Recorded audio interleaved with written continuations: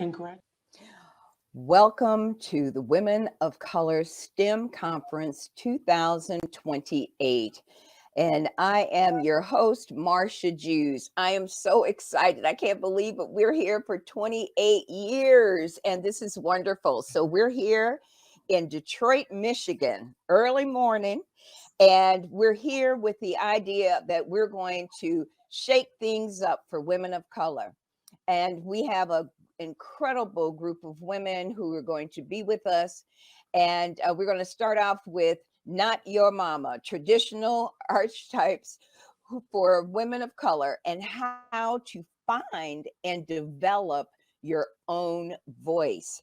And so I would like to introduce to you our lead panelist, who is Ebony Kinney, who is a graphic design, market research, and usability veteran, excelling at the art of inquiry, said to be a clear will Wi-Fi signal whose insights elevate any conversation. She draws from a scientific approach which yields itself to facilitating discussions that inspire thought and action. She holds a BA in English and an MA in design, and having most recently served as a user experience analyst and data analyst for workforce morale efforts as a federal agency employee. She is the founder of Ripe Fruit Foundation, a nonprofit effort dedicated to identifying and strengthening peripheral skills as they appear along the spectrum of neurodiversity, and Ripe Fruit Creative, a design agency dedicated to the realm of education and equity. Ebony Trust, Ebony Kinney, you are amazing and you always answer the call. And I'm just grateful to know that you are ready to do your thing today. And as usual, you always put together a great panel. And so we would love for you to share with us some of these fabulous women that you've known for a while and share who we're going to be talking to this morning. Take it away, lady. All right, awesome. Well, good morning. First of all, Marcia, thanks for visioning this event and bringing it together so that we can have this opportunity to bring the old friends together for a new and evolving conversation. So this I've known Kellyanne. I'm going to start with Kellyanne Few. She's here, and I know we may be joined. Some other folks are also coming in. Kellyanne, I've known Kellyanne at least 15 years. Yes. And she started out, I had just started Right for Creative. And I'm going to give you a more experiential, like how I know them personally. And Kellyanne, please add in with, the point that really, because Marcia did a great job introducing me with those. I was at this conference. I wanted to advertise my brand new baby business. I broke out of the corporate world. I'm going to show up in here and bring my brown face to this new space. And Kellyanne was, I think you were with Howard County government at the time. And I came up and I gave my very polished spiel to her. And she said, great, we don't need these services at this time, but here's my card. And she followed up. She sent the elevator down. She followed up. And over time, she has mentored and stayed in touch as I've done different efforts, got involved and evolved myself. So Kellyanne, thank you so much for being here. I always appreciate your voice. Such a still and steady voice. And you are a sustainability engineer, and I know you're a professor at Bowie State. And if you had some other things you wanted to add in, I would love it if you would share it now and also work it into your conversation here. Yes, at this Ebony, it's a pleasure to be on panel with you during this special event. Always good to celebrate what we have done in STEM over the years and really put our information on the table to share it with others. As you said, I'm a sustainability designer, and currently I'm working with Bowie State University teaching entrepreneurship. And so as you know, my passion is to get business leaders to the point where they stand in their rightful place and do what they need to do to profit. And that's the goal. And so I'm teaching the next generation through the university, but I'm also doing coaching with small businesses and really helping them with a systems management approach to do in their business. And so it's a pleasure to be here, and I look forward to the discussion. Awesome. Welcome back. And Dr. Ronnie Ellington, thank you so much for joining us on this early morning. Let me tell you, Ronnie and I went to a spiritual center together. Very it was an oasis of powerful women of color and other races represented there. And it just was strange how all of these folks were here. We were somewhere in Baltimore City, but it was like a moment in time. And Ronnie has always been a mentor and a coach, and we've worked together. One day we were in a room together. I still had a little bit of my mask on, how I am in spaces. And I always tell the story, Ronnie, maybe not to you. And Ronnie said, Ebony, be with people. It was like a whole wait a minute, I didn't make room recalculating. So I appreciated that because it brought me present to the moment, and I've tried my best to stay present from that moment on. Ronnie is a powerhouse. She's done a TED Talk. I think she's great for this conversation about the archetypes they have for us as Black women.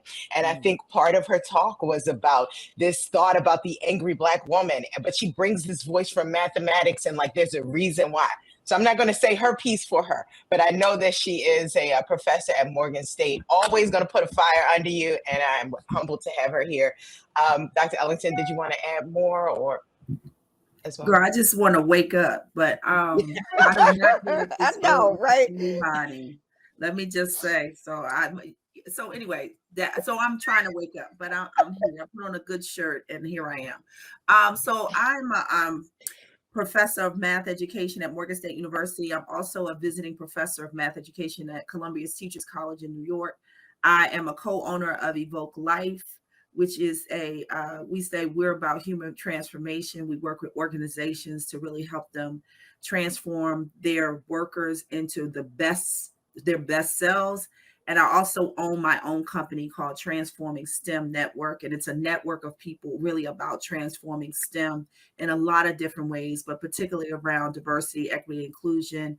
I'm trained as a mathematician and a math educator and a STEM educator. And one of my pride and joy accomplishments is my child is a graduate of Howard University who's 23. And I just am so proud of them doing what they need to do. And so that's who I am. And I'm probably going to wake up in a few minutes, but I'm here now. Well, thank you so much. I'm so glad that the alarm clock went off and you were able to hear it. I understand those mornings, dear. And you know what? From the last time we talked, I really had forgotten that you were over at the Institute for Learning Technology. Me? I thought did you say ILT? Mm-mm. Oh, okay. No, I'm in the graduate programs in math and science education. Okay. All right. Yeah, wonderful. No. So let's talk about, Ebony, I love this topic. Can you start this off and why this was so important for us to have this discussion this morning? Absolutely. I was in kind of the corporate space and had a lot of women of color friends in the corporate space around the time where other people were upset because we weren't happy and joyful in the morning. And a lot of my friends were getting pulled up saying, well, you didn't smile. It's like, are you happy to be here? And they were getting this sort of expectation of overwhelming and maybe even plastic joy early in the morning. And it started that thought then about the expectations of how we sis. And so, Not Your Mama kind of comes in as I can have this maternal link for the group, but then I also don't have to. I can just show up as myself. Mm-hmm. And I thought that we could have a really full conversation about what the current conversation is from my view, which is a lot of women in color in leadership positions who are expected to continue to mother and evolve, but may or may not be leaning into that in that way. And a full conversation, but yes, that's the origin of this. I think that's really important because one of the things that I've seen through my life is that other people have a tendency to want to tell me how I should be. And I already know who I am, and I don't need to be anything for anybody else. I'm enough. And part of that challenge is our young people have to sit in that and not necessarily understand how to navigate those types of comments. Some of them are off-putting, and you have to walk away with this sense of, I think the best thing is for me is that I get goosebumps when people get me upset. I can feel it in my body. It becomes a moment of not terror, but disappointment, unbelief, disbelief, that you would even come to me as a grown person, an adult. I'm an adult. I'm not in kindergarten. And you have this expectation that I'm supposed to cater to this new mother that I have that never gave me to the world. And so I don't know if it's just me and my experiences, because through all those experiences, male, female, all of it, I just sit down and I'm like, I'm appalled. I'm appalled that I have to even go through that. And I'm a lot older than y'all, for real. So we're sitting here looking at this. Probably not, but okay. Well, the point, but the point of it is that through this process to get to 71, you sit down and you start wondering, when is it going to stop? Because it's still going on. I had a conversation just saying hello to somebody that brought me to a whole nother place in a conversation that I didn't even need to have that conversation yesterday. I didn't need to have that conversation. And I don't know if is it just me, or have you all had any of these experiences? And if so, please share. Yeah, I often reflect on how I'm serving as the mule for the rest of the world, carrying all of their issues, their needs on my back as I go through accomplishing the things that I'm supposed to in order to pull myself up by the bootstraps. But I think we have to begin to look at society as a whole and look at their intent for us as women of color.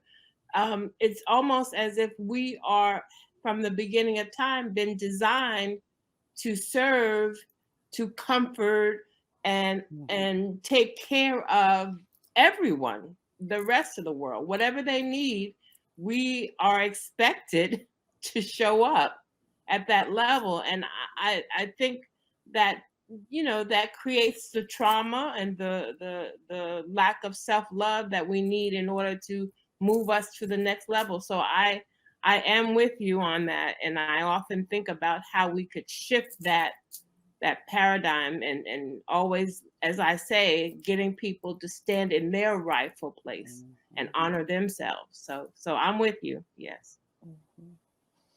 Dr. Ronnie. Oh, I don't have anything to add to this conversation. I think everything has been said. I will wait for another question. Okay.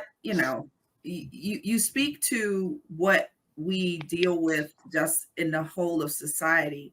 But when you intersect that with STEM disciplines, really, one, we're not necessarily supposed to be in those spaces. Let's just tell the truth and shame the devil. Those spaces weren't created for us to be in them. So when we are in them, it's almost like people are scrambling for a place for us to be.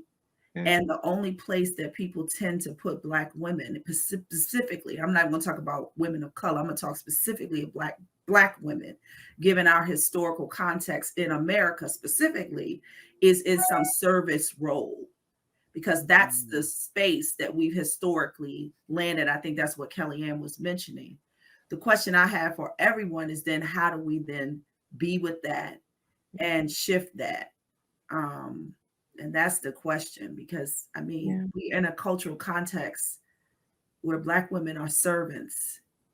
And so when we show up in spaces like STEM that we initially don't belong, that they say we don't belong, then they scrambling. I can see it in their face, like scrambling to try to make sense of why we're here.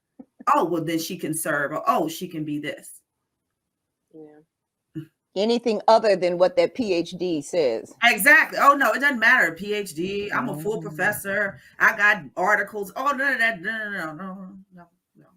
It's Mhm. funny because I've been so I've spent most of my academic career at a HBCU, and I did that on purpose. And recently, I just shared I'm at Columbia, and I have a colleague, and that person will remain nameless. So I've never necessarily been in a white space, and specifically in a white elite space.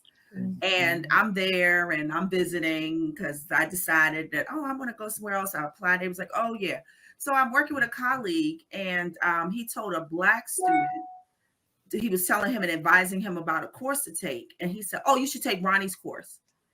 And first of all, my name is Dr. Ellington. Let's be clear. I don't play them games. My name is Dr. Ellington. It's not Ronnie to you because you don't know me like that.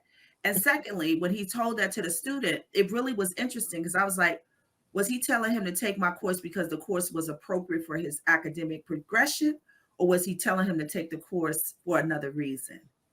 And I just thought it was interesting because I never tell a student, oh, take this person's course. I say, take this course because you need this particular content, and it's not the person. But it just so happens this Black student, who's a non-traditional Columbia student, was advised to take my course. And I was like, huh, interesting, right? It's just little things. And it's like, huh, you know. And then the same person told me to shut up in a meeting, not shut up, but like I wasn't talking to you. And I said, but I was talking to you. So I'm going to keep talking. Like I'm a grown up and I get to talk. That's right. Right. It's these ways of being, but I don't have no issue with it. I'll just go straight in. Ebony, no, I'm a straight shooter. I'll be like, yep, you got to say what you say. And I say what I say. And we just keep it going. So but it's that subtle, like, the subtle, not so subtle. Exactly. So I'm like, but I'm ready for it. I'm like, okay. But luckily I'm just visiting, so I don't have to deal with it. But my colleagues who deal with that in white spaces all the time, I don't know how they do it. Because I'd be on TV somewhere and they'd be like, oh God, Ronnie done went off. But anyway. And I think what we're saying is time to dismantle those behaviors and those states of mind. And it's possible that they may never be dismantled. But the good thing is that we are powerful enough to show up and be the example for all of them. So I think we will all agree that's the way we plan to show up every day, is to serve as that example, versus to serve as what I call the mule, And the mammy and the mule. Oh, did you say the mammy? Did you suggest the mammy? And did you say the mammy? Yes, I did. You said the mammy. The Patricia Hill Collins talks about in Black feminist thought the roles we play: the Jezebel, the mammy, the mule. Yes, we play all of them, particularly in STEM spaces. Whoa, that's deep. There's another one too that shows up for me, which is that by now people know that we're effective at pushing things through. And if we aren't careful, they will set us up to push through their missions. They'll set us up to be advocating for something, some conflict, interpersonal conflict they've had with someone else, So we have to be careful how we use our power in that way. Yeah. I think this is very, thank you, Ebony. This is a powerful, powerful conversation. And these are words that are being said to us that we don't know where to put it. It doesn't just go away. There's no exclamation point at the end of that in your spirit. There's no period or even the 4 little dots periods at the end of it. And at some point, somebody has to be able to comfortably say, without the concern or the threat of losing their position, that this is enough. It's enough. This is not a game. We're talking about human lives. We're talking about the spirits of people. We're talking about the mental anguish of people having to go through all of that. Years ago, in the beginning of my career, I used to set up a military exposition for the United States Marine Corps. I was the only person of color in the building, let alone a woman. There were a couple of other women. And one day I came in, and those big old, back in the day, they used to have those big naugahyde chairs. And when I got into the office, there were all these little pieces. They didn't have stickies back then. They had somebody had cut little pieces of paper with little assignments on them and taped it. This retired 1-star, taped it to the back of my chair. I see this still to this day, and that was almost 40 years ago. Okay. And I kept coming in from Bethesda to Virginia. And here's every day I'm coming in. Now, I was making some real good money, y'all. And I wasn't trying to get fired. But I just, that money was good. I was living in Bethesda. What? One day I got in, I don't know if it was the traffic. I have no idea I don't remember what happened. But by the time I got in there, I ripped all of these pieces of paper off of the back of my chair and walked into this guy's office with all of these papers in my hand. And he said, I know my face must have been saying something. He said, hold on a minute. And back then they had these little speakers that you could hear through the whole office. And he said, can I get you fellas in here? And so all these retired people came in. They're all males, white. And he said, now, Marcia, go ahead and say what you were going to say. Well, I'm not going to use the profanity that I used at that time. What would happen if I ever found another piece of paper there? And they started laughing. And because what I said was, if you ever put another piece of paper on my chair, I'm going to do thus and so. And they laughed again. And they looked at me, that general looked at me, and he said, we were just waiting to see if you were going to say anything. They were waiting. What kind of moxie does she have? What is she going to say or do? Now, I remember this like it was yesterday. I will always remember because it was a solid piece of curriculum that nobody had ever told me about that you have to deal with. How do we move forward without losing our jobs, right? So I'd like your input on that and how you function in an environment that is caustic and you still want to keep your position. Right. So you've got a deal. And see, here's the thing, right? So I don't have that issue because I made choices to put myself in spaces where I don't fear loss. I am a very spiritually grounded person, and I am told that there is never any loss in the universe. That's just where I come from. Now, some could argue that's Pollyanny, that's whatever, because people out here doing a whole lot to keep their jobs. That's not my experience. I do excellent work. I live with integrity, and I let the chips fall. That's just how I go. Now, that has gotten me through the halls of academia. It's got me to Columbia. It's gotten me. I just don't. It's just not even a concern. And to be fair, I'm in academics, so it's a very different context. And I chose that intentionally. I used to do some coding work for the National Security Agency, and I thought about if I wanted to be a research mathematician, and I was like, no. I don't want, you know what I mean? So I get for those in corporate spaces, it's a little different, but I just tell us, listen, we all know how this life is going to end. We're going to end up in a box or an urn. We know this. In between, what I'm not going to do is live my life in fear of loss. That's just how I had to roll. Because if I didn't roll that way, I would be insane somewhere, worried about what somebody's going to do. Because I'm very outspoken. I speak my piece. I'm a particular kind of sister. So again, I think we as Black women, we have to really restore our spiritual connection and say, listen, as long as I'm doing, you're not going to be out here wilding. Nobody say you got to be wilding out. But being true to you is the source of you being in places and spaces where you're honored. And if that means I got to make less money, I'm cool with that. See, I'm cool with whatever it comes with for me to be true to me. And you know what I mean? That's just how I had to carry my career. Because if I didn't, it would have been a whole nother story. And so that's just the way I handle it. There's no loss in the universe. I'll take my unemployment and find something else. I could do something. I remember teaching high school and telling my students, if you come for me, I will come back for you, and I will work at the KFC before I let you dishonor me. I meant it every day. I was like, and they was like, she's serious. I was like, absolutely.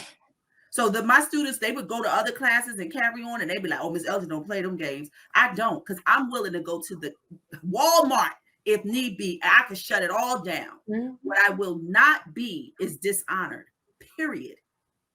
And there's something about carrying it like that. And again, I'm not buck wild. I'm very spiritually aware. I treat people with honor, all of that. But what you're not going to do, that's what my girlfriend Deb said, what you're not going to do is have me out here dishonoring me in the workplace for a check. It's not that deep. And that's just how I have to carry it. Ebony, you look like you're ready to say something. Yeah, well, I hear it. You know, the truth that I hear and what the stories both of you all told is that you had at some point, and maybe Ronnie for you was very, very early, this moment of I'm not going to stand for this. And I think a lot of the young people either don't feel they haven't yet come to the awakening that I need to. Let me tell my story. It took a while for me to realize that I had that option. There was a lot of, even from my own family, this is the way you're supposed to be, because it doesn't always come from the outside. So the training was deep with this one.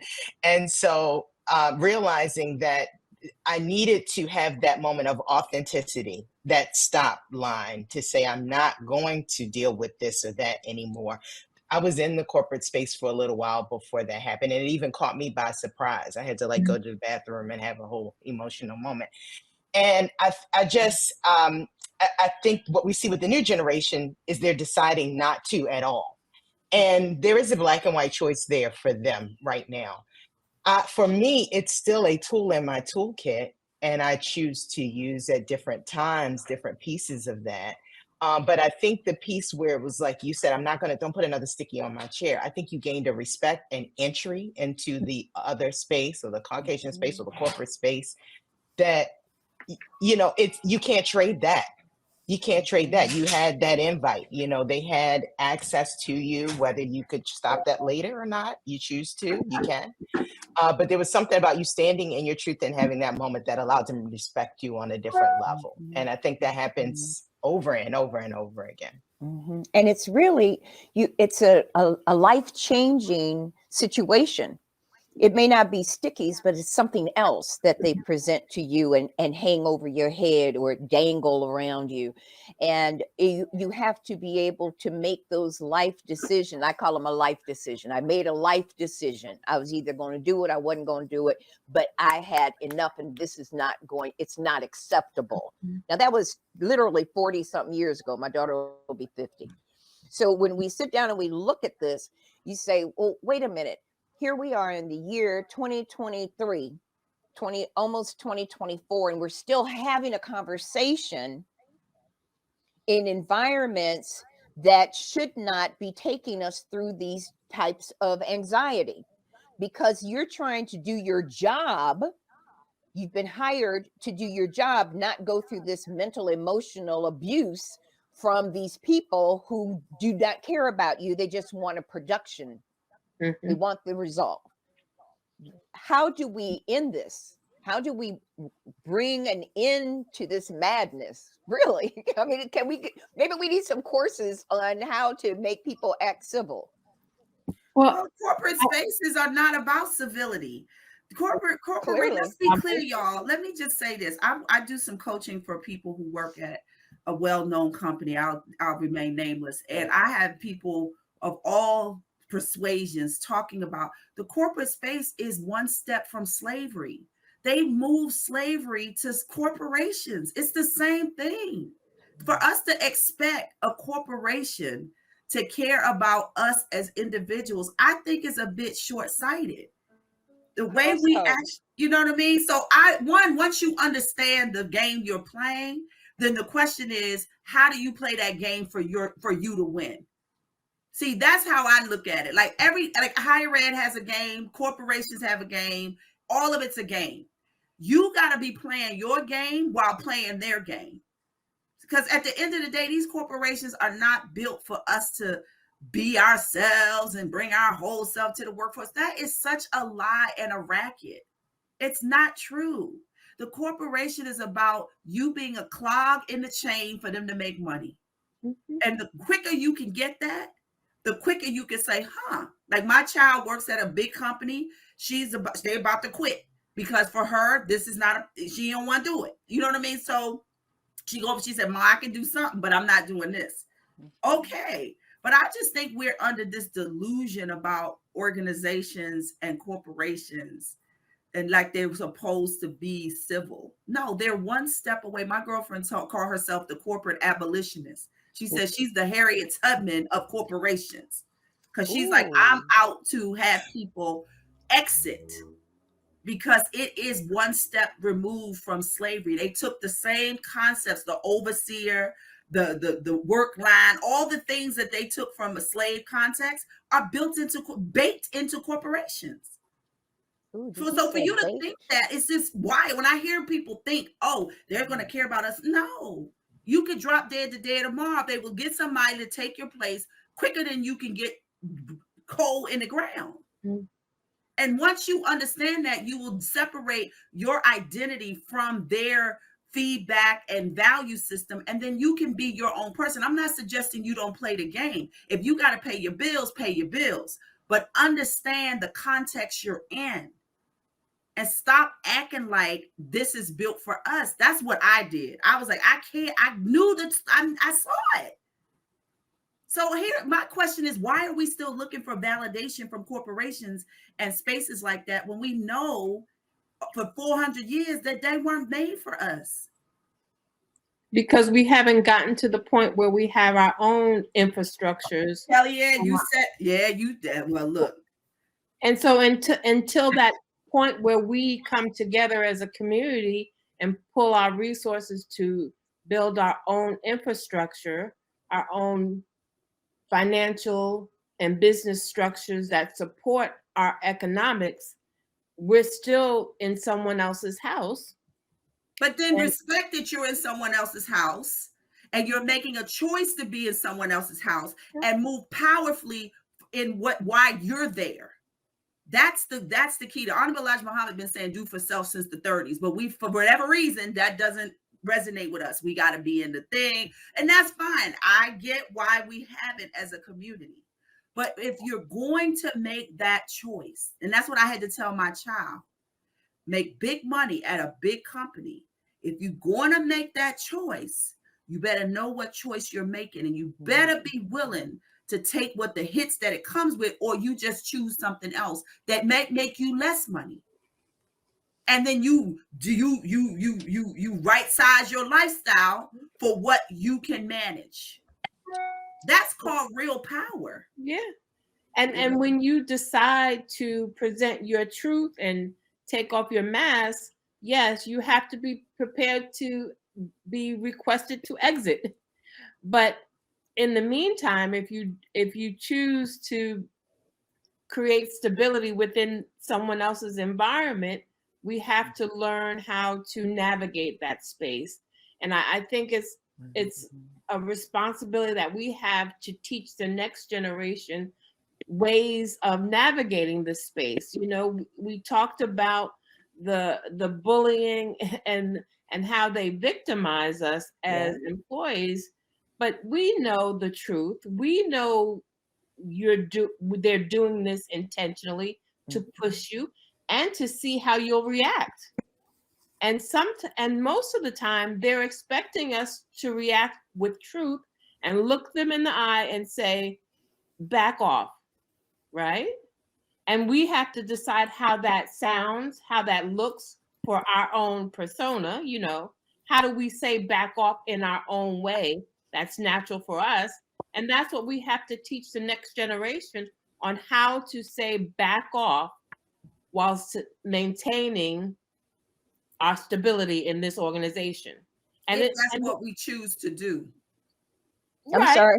Right. What did you say? What we choose to do. If we choose, see, again, I think the answer is personal power. I'm not building my stability in any organization. I'm building my stability in myself.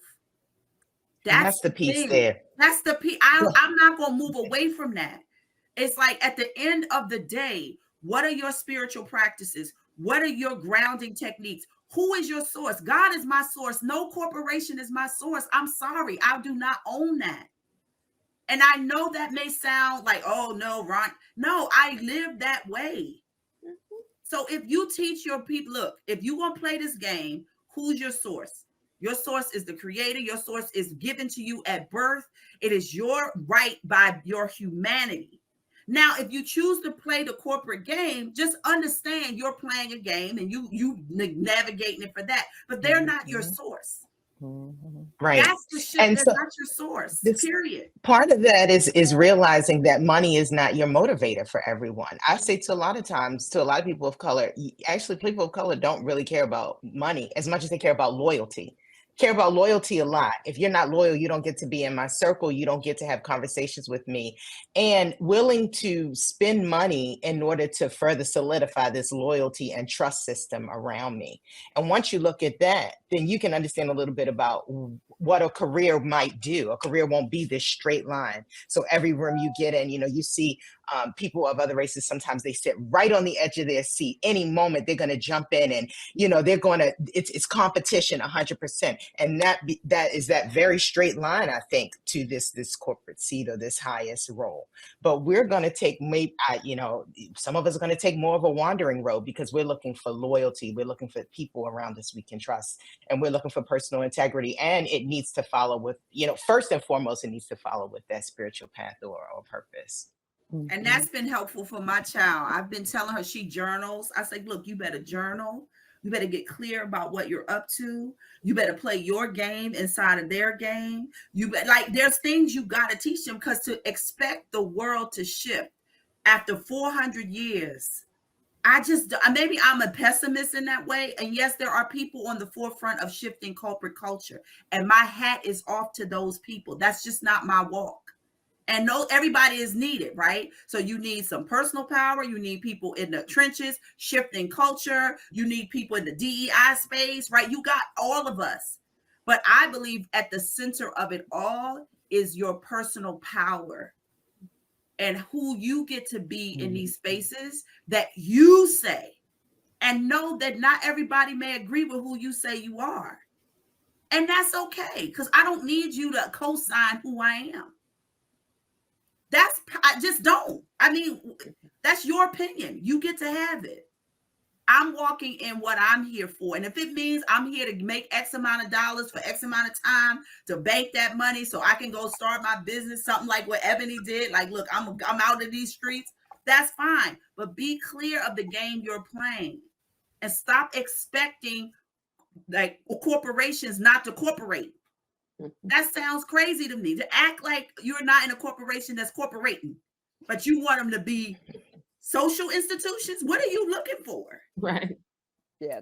And that's to me just real. And it's not an either or. I remember Reverend Michelle got me on this. It's a both and. And we can change the culture, and we can have people on the front line shifting things. It's not an either or, it's a both and, but it's a critical both and. Because if you don't have that personal centering and grounding, you will fly around like a wind in the breeze, like a leaf in the breeze. Mm-hmm. And anytime somebody says something to you, everything is going to take you down. So here's a question for you. Is there a way to create a curriculum almost? For lack of something else to call it, having a workshop like this or seminar like this, a discussion is really important. How do we take something similar to this and shape it where there can be input to look at how to further this expansion of us being comfortable wherever we are and being able to deal with those environments? Because there's some emotional and mental draining that you go through. And a lot, sometimes it even takes on from a physical standpoint and how you work physically with your heart. You got all these other issues that could be impacted because of the stress that you're dealing with on a job. But moreover, how do you get these people to be able to look you in the eye and say, these games have to stop? It's time. This is the year 2023. We're almost 2024. And we're still having a conversation about people who don't want to become humans and dealing on a human level. And Dr. Ron, you sitting there smiling, but it's tiring. This is the work my company does. I mean, my company is called Evoke Life. I work with high performers and business owners, and we have a process. We call it be printing.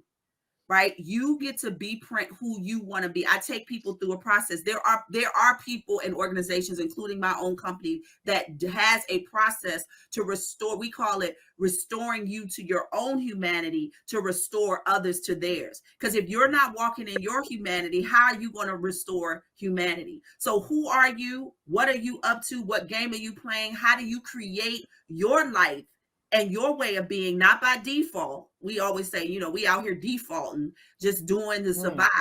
How do you create yourself in a way that has you thrive in spaces that you know are not designed for you? We have a process that we take people through, and people give us rave reviews because they never thought about who they're being in it and designing a way to show up that's a match for what they want to have. So we say you don't get what you want, you get who you are. But the question is, who are you? When you're in these spaces, who are you? Are you just a black mule woman who does what people want because you're scared to lose your job? Is that who you want to be? Then you're going to get an experience, a certain experience. But if you're a powerful queen out to charting a new path for whatever, like, you get to say, and then you get to walk in that every day. But I don't think people really know that they get to say how they show up. Nobody tells me how to show up. That's my choice. And so we actually walk people through a way for them to shift who they're being, and then their experience of their context shifts because who they're being in it shifts.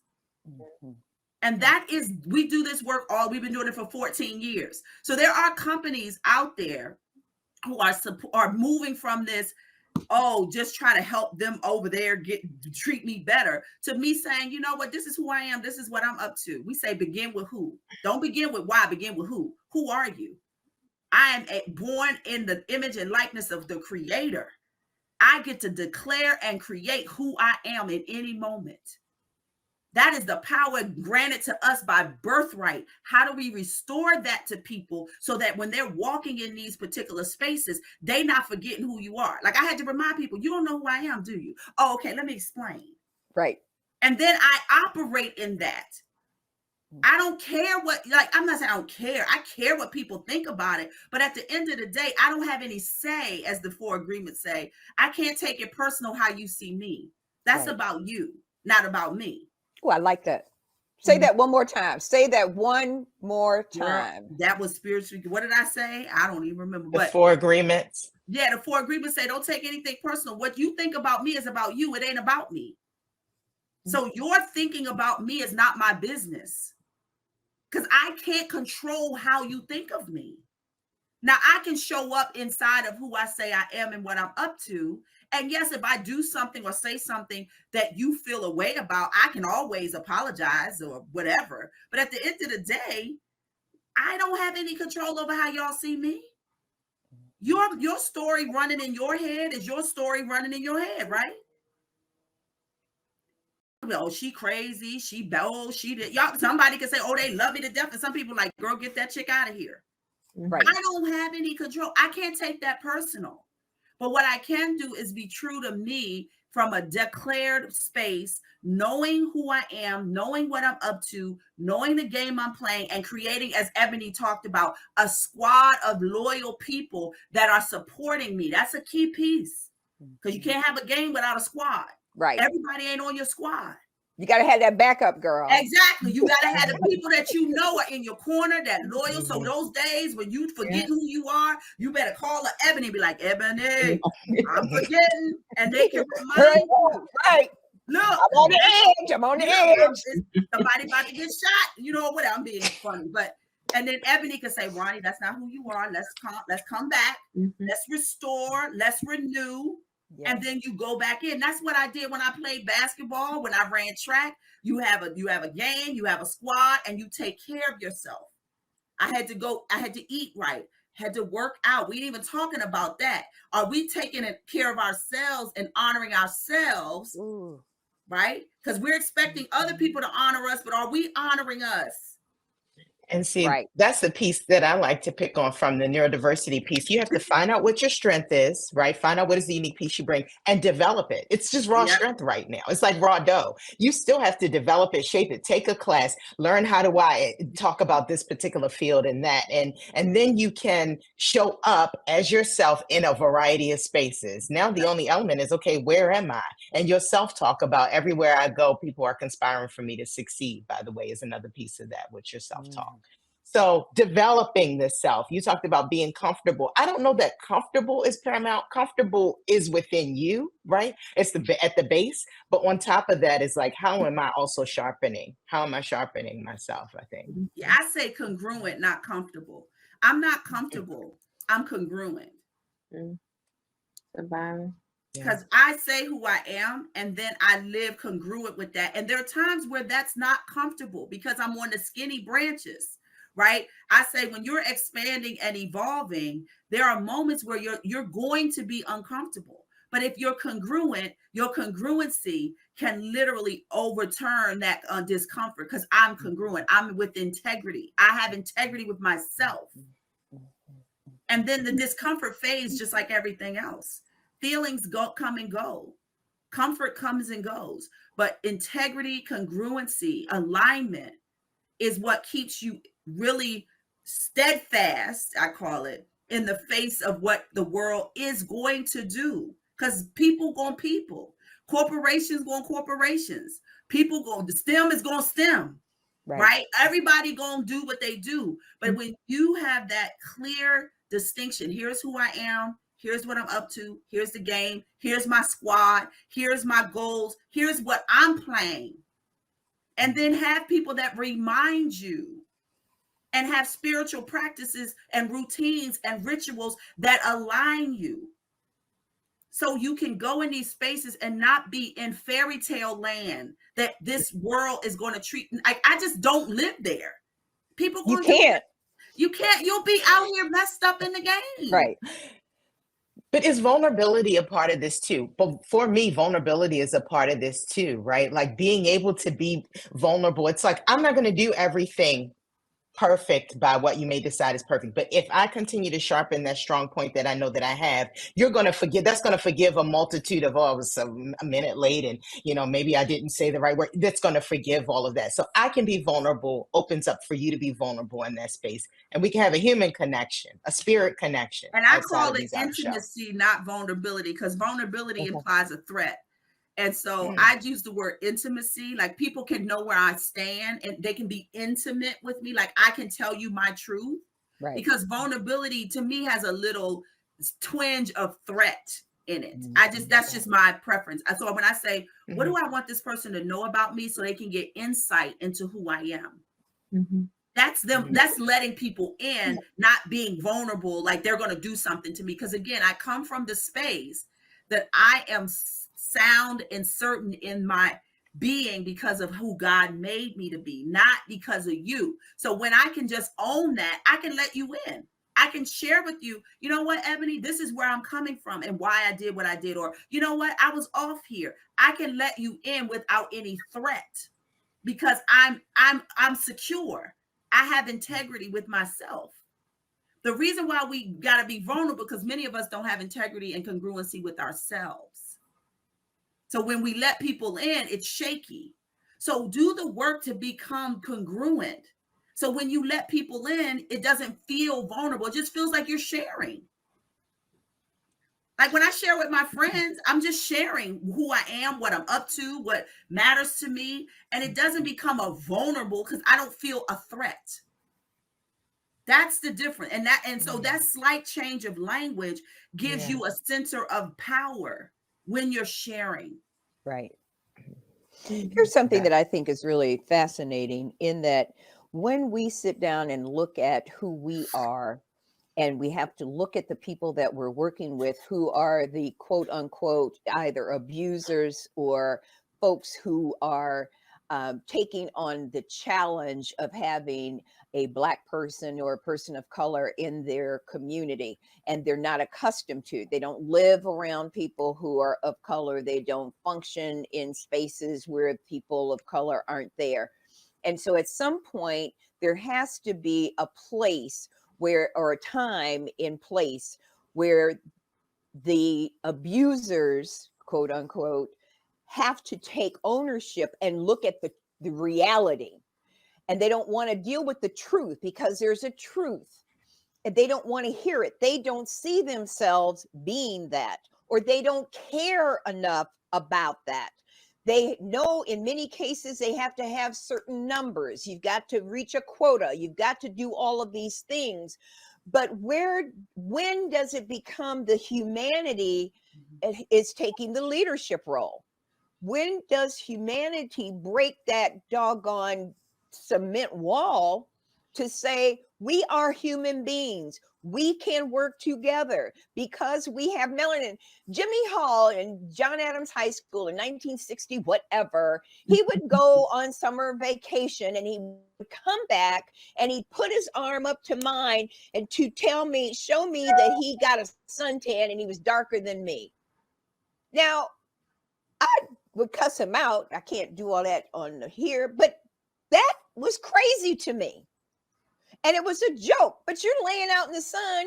You don't have anything else to do or say to me except for when you come back from summer vacation to show me your tan. What does that say?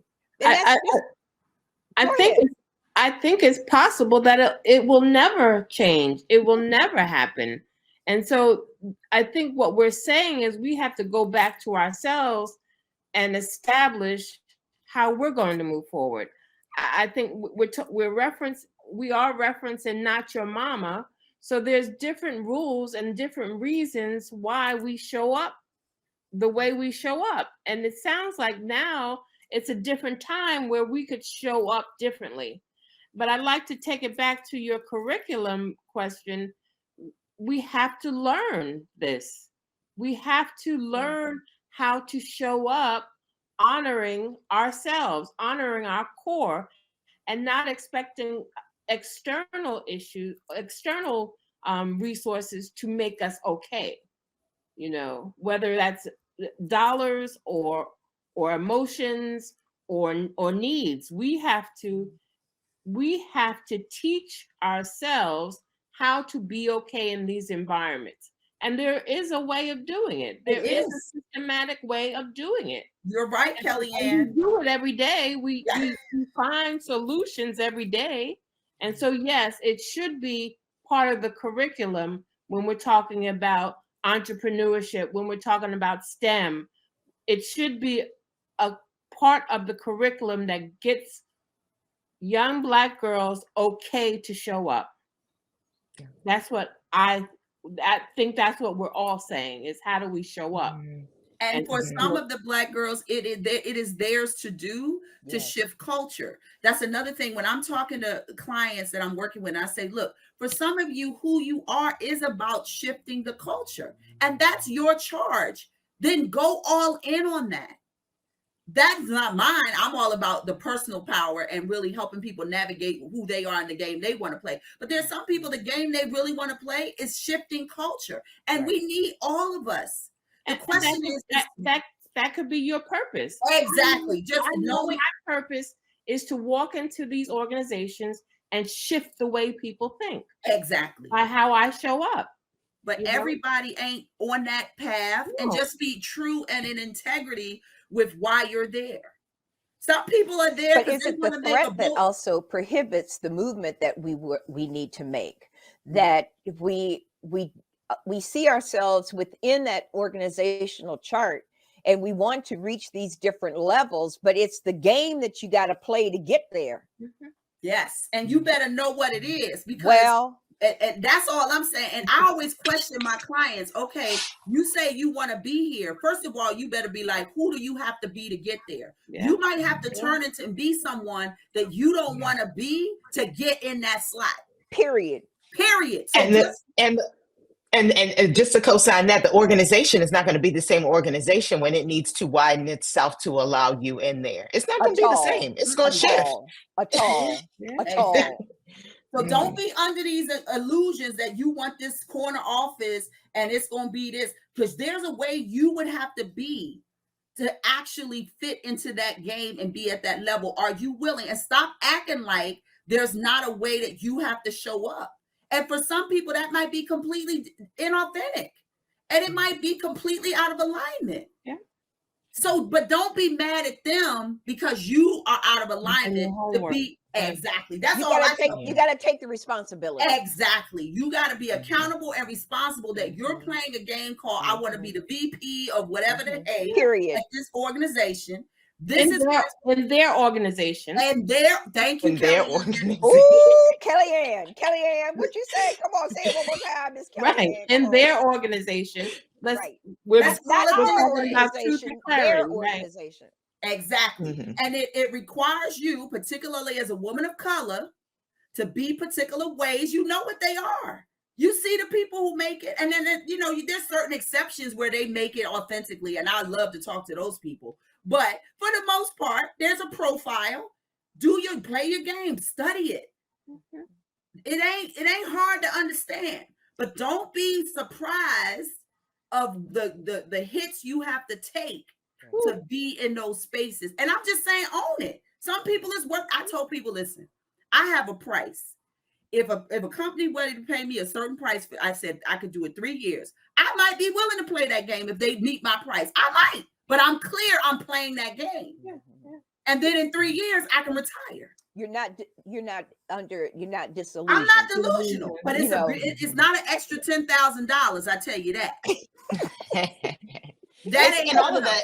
Right. The opposition you're going to meet is not all going to come from the outside. It's going to come from people that look like you sometimes that tell you, well, can you not talk over my head? Or can you say this type of way? As someone said to me one time, every time you speak, it's like people are quiet afterwards. I'm like, they're thinking. But for them, that wasn't convenient because I needed to dance a little bit more or, and yes, shock, just constant shock. That's my method. So, it's going to come from it's going to come from all different types of ways. And you have to be prepared for that. I would highly recommend to any corporation that is bringing in communities of color, women who are Black, Hispanic, whatever. Be realistic about what you're doing. And the reality is that the intellect is there, the capabilities are there, the leadership is there, and we have to get past, corporations have to get past the melanin is stopping them, preventing them for doing what needs to be done internally. And you can't change it. We have 4 different shades of Black right here. And that needs to be distributed, appreciated, and respected. We can't play these games anymore. It's tiring. It's tiring. It's tiring on the HR people because they don't know what to do next. It's tiring on the employees because they're tired of doing it. Even though they love their job, they don't want to kill themselves because of all of the stress that they're going through, just because there's melanin in their skin. And until we can come to the truth about where we really are, we're going to keep having these conversations until it can pop. Are there any closing words, ladies? Well said, Marsha. And I would just add to that, there's a truth that they're coming from, and then there's a truth that we are with this melanin that we also have to own. So it's a both and. So there's a truth and a reality in these spaces, but there's a truth and reality in our inner space that we also have to come to grips with. Yes. So while we're coming to grips with what our melanin skin means in these corporate spaces, these STEM spaces, we also need to come to terms with what's internal. And I would assert that that's bigger than all of that. All of that. Exclamation point. Because the melanin in our skin runs deep. Ooh, there you go. We are the original people on the planet. So it runs deep. So we can do both, and we can realize that systems treat our melanin a certain way. But if we don't know who we are, I go right back to that, then you're going to be subjected to someone's story about you, and you ain't going to have nowhere else to go but their story about you. And like I said earlier, your opinion and story about me is not my business. You get to have that, but I get to have mine, and I get to walk in that, and we can shift the culture and shift that. So I just want to put that, add that piece on there. Yes. I'll say that, as we're all saying, the truth lies within, and we have to make sure we make the decisions that serve us. And if another culture or another individual wants to do something, pay me what I'm worth. Pay me what I give you in exchange. Make it equal, you know. Yeah. And then I could find ways of being okay, you know. Yeah, if I'm exactly. paid That's for what I my was work. saying earlier, Kellyanne. Certain price point. You know what? I can go give me a sauna, spa. I can do a whole lot to keep me straight. Right? But you can't.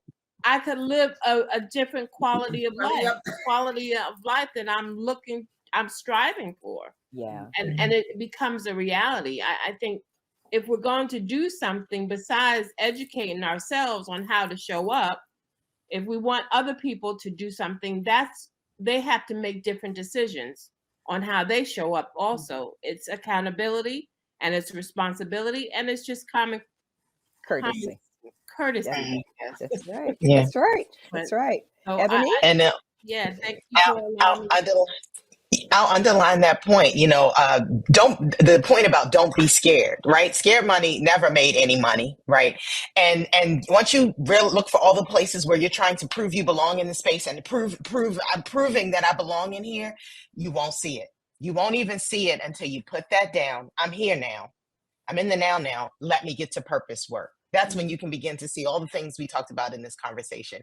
I would love to put together a course with these wonderful women and the wider network. I don't know if Women of Color and STEM that's something they're looking to do, but put my name down. I think it's lovely. There's as much learning as there is to do as unlearning. So, and I totally agree. And we're going to have an offline, conversation about what you just said, Miss Ebony. Yeah. Thank you, ladies. This has been an enjoyable, educational, deep conversation. Excuse me. And we truly appreciate you all. Thank you so much. And you all are now part of my tribe, because we keep doing this, right? Yeah. Thank you so much. Thank you so much. Thank you. Thank you. We look forward to Kellyanne, getting Ron. together in person soon. Yes. Absolutely. Okay. Take care. I'm Marcia Y'all have a Hughes, good and we'll one. see you later on.